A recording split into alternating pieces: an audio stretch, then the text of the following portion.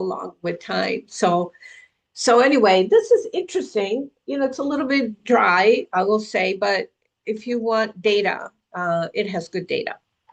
So that's my explanation of white papers for today.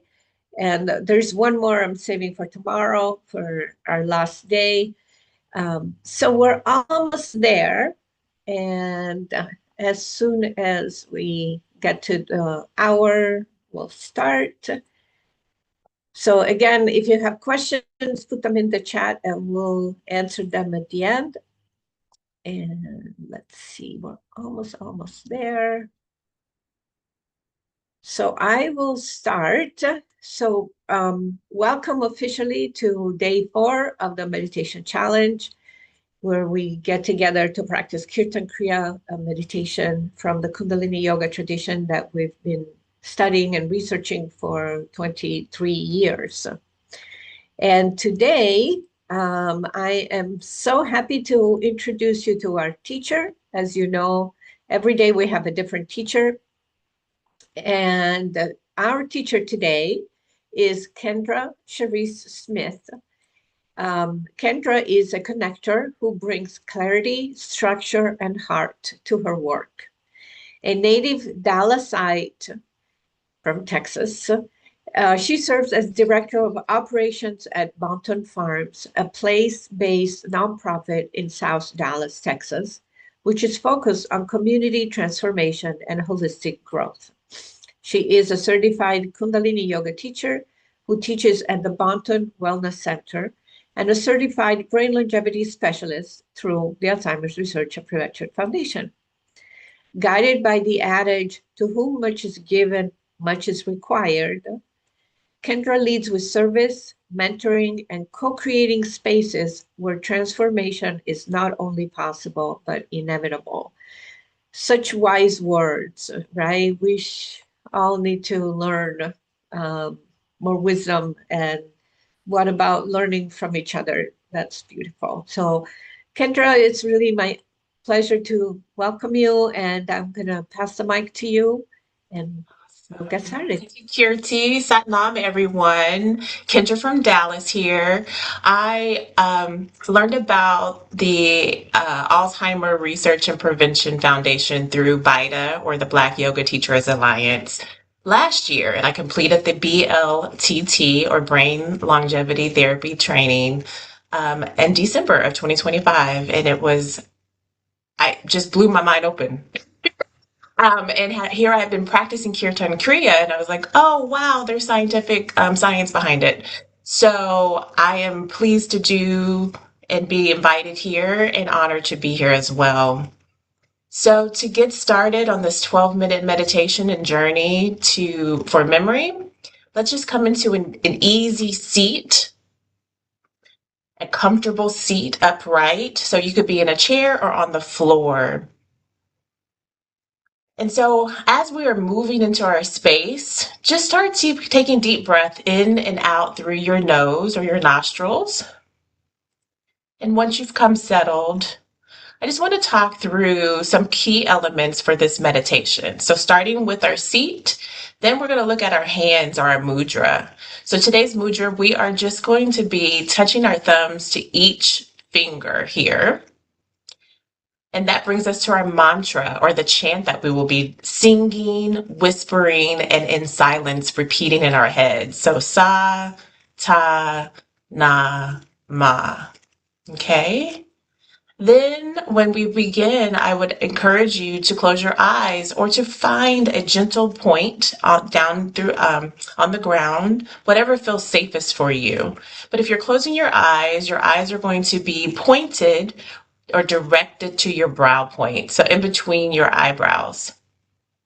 Your hands are going to be by your knees near Gyan Mudra, and your breath is going to be easy and subtle. And then your visualization, which also magnifies this meditation, will be coming in, and you'll be experiencing or pretending, right, that you have a light source that's coming through your head the top of your head and out through your eyebrows. So with each syllable, it will just kind of sa ta na ma. So in that L shape there. And the meditation lasts for 12 minutes. The first 2 minutes will be out loud, and it'll be kind of sing-songy. The second 2 minutes will be a whisper. The next 4 minutes will be silent, but you'll be repeating them in your head, all while you are marching along with your hands. After the 4 minutes of silence, it'll be 2 minutes of whispering, and the last 2 minutes will be out loud. So during this meditation, I will be lip syncing as to not mess up the music, but you should absolutely chant along. So Kirti, we're ready. Let's get started. Take a deep breath in.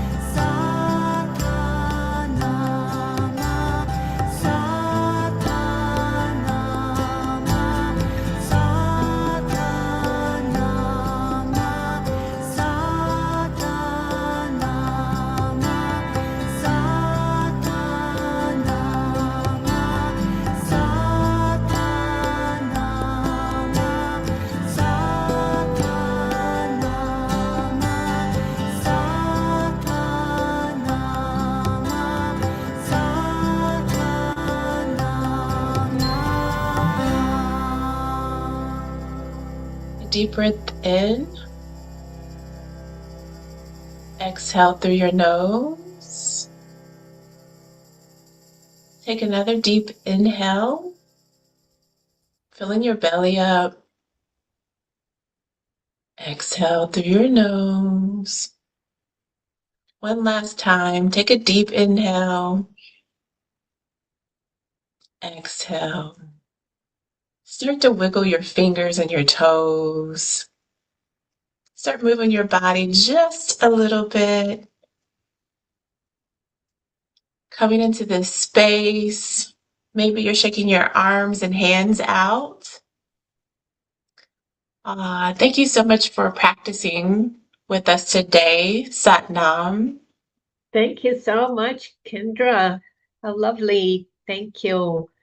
Well, this is a really nice time to be together and to do something positive for our health, our brain, our well-being, our sleep, our genes, all of these good things.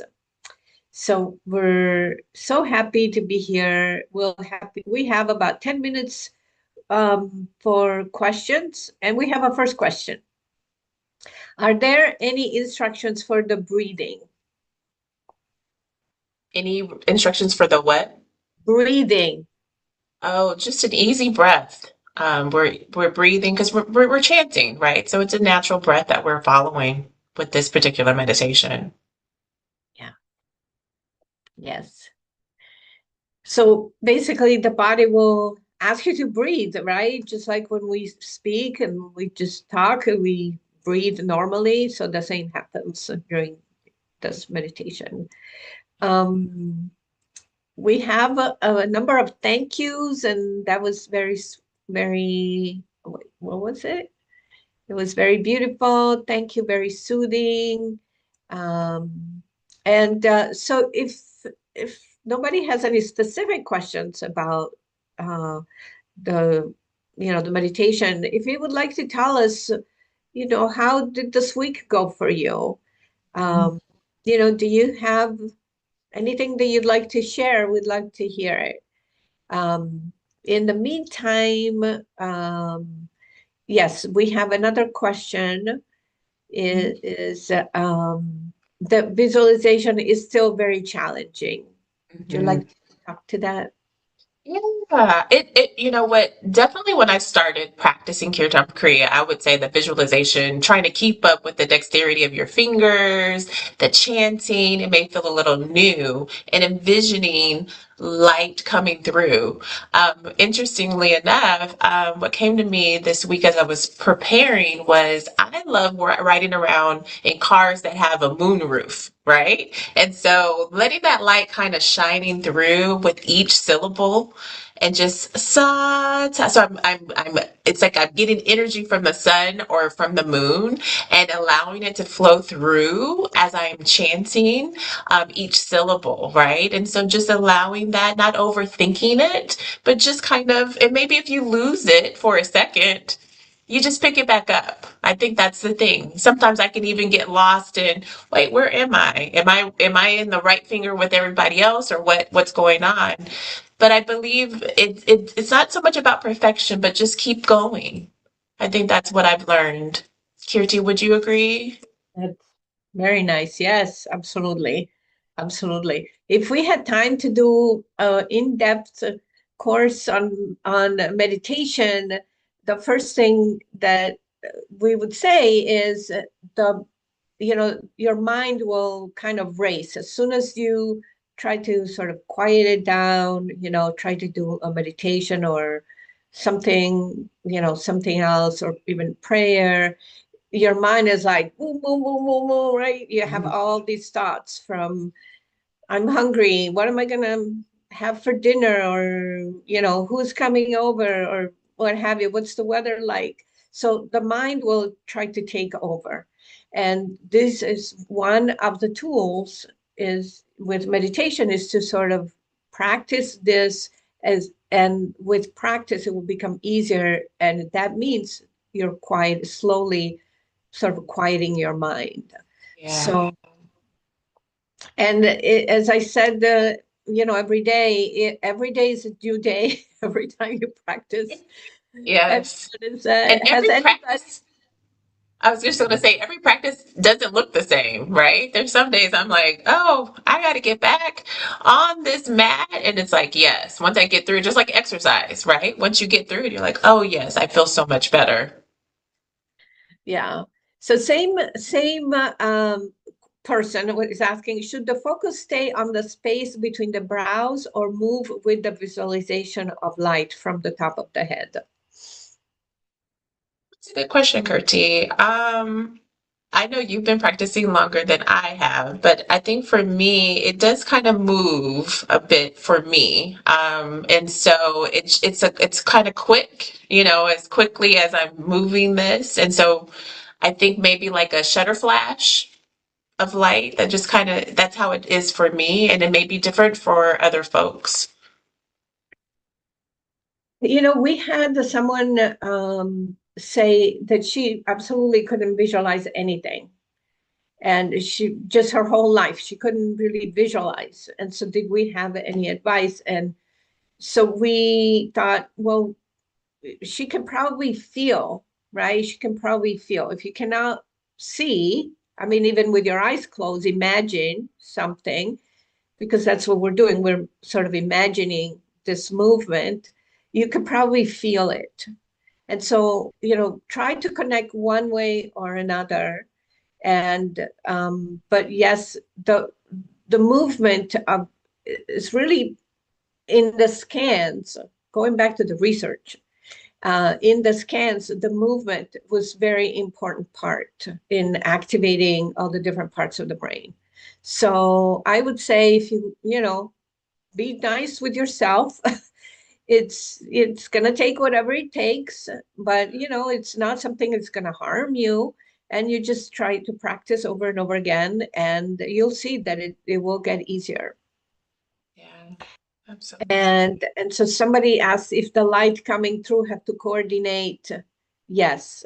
So you coordinate with each fingertip, right, Kendra?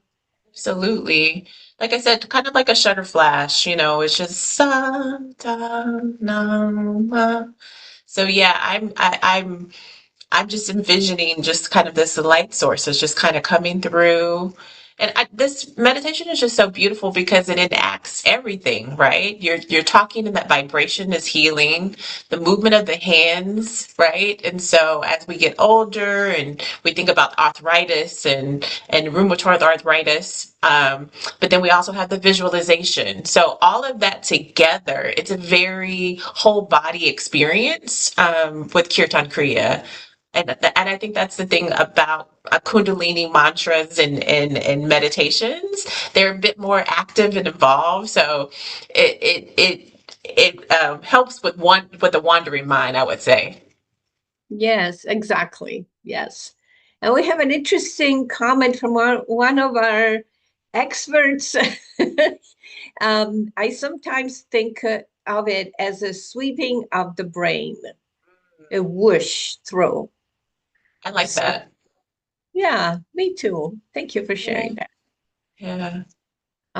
And there is a question about the music. Is the website the only way to get the music? So I yes, if I'm understanding this correctly, but if you have any questions, you can email us at info@alzheimersprevention.org. And as I mentioned the other day, you can order this. This is a CD, old-fashioned CD, or you can order the downloadable version of the music if you'd like to follow and get your own copy. And we ask for a small donation in exchange. And so we have so many thank yous. Thank you for noticing it come, and thank you for this offering. And I'm only reading the last few. Let's see. Okay, so there is a question, sorry, about whether there are any contraindications for people practicing with cancer. Mm. So I would say, I'll just jump in there. Please, yes. So I would say, well, it depends. If it's somebody, that maybe may have like brain cancer, I don't know. Okay. I will say I'm not a doctor, I'm not a researcher, so I do not know. For people who have cancer, maybe they're going through treatment. Usually meditation is not contraindicated. It actually is supposed to help people feel better. It calms inflammation, reduces anxiety, pain, reduces pain. It makes things a lot more manageable. As you know, many of the people here, I'm sure, have had health issues. And if you meditate or practice, gentle yoga, you usually have a benefit. So I would say if you're not sure, always we recommend check with your physician, your doctor. I am not aware of any contraindications. So, but of course, you should check with, your healthcare provider. Let's see. And we have, oh, this is a good one. Do people see vivid colors? I would say for me, I do see different colors depending on what's going on in my life, honestly. Um, I have my journal here. And so typically after meditating or even practicing any type of yoga, I like to write down whatever feelings may have come up. And so if I did see a different color, maybe an orange or a blue, like the aura type colors, I like to kind of meditate on that as well, right? Like what is that sending to me? What is that telling to me? And maybe looking up what those colors and what their correlations mean, right? So maybe it's telling me if I see red, am I angry or am I need to check into my root chakra? If I see green, I need to be maybe a little bit more open-hearted and loving. So but it could be something totally different for everybody. And so I think the biggest thing about yoga and meditation is tapping into yourself, into your source, and seeing what that means for you. Yes. So I realized there's a couple of new comments and questions. Please email us. I want to be able to answer them. info@alzheimersprevention.org. But for now, we will let you go because we always start on time and end on time because our time is precious. So thank you, everybody, for being here. Can't wait to see you tomorrow for our last day of the week. And Kendra, thank you very much for being here with us today. Thank you so much for having me.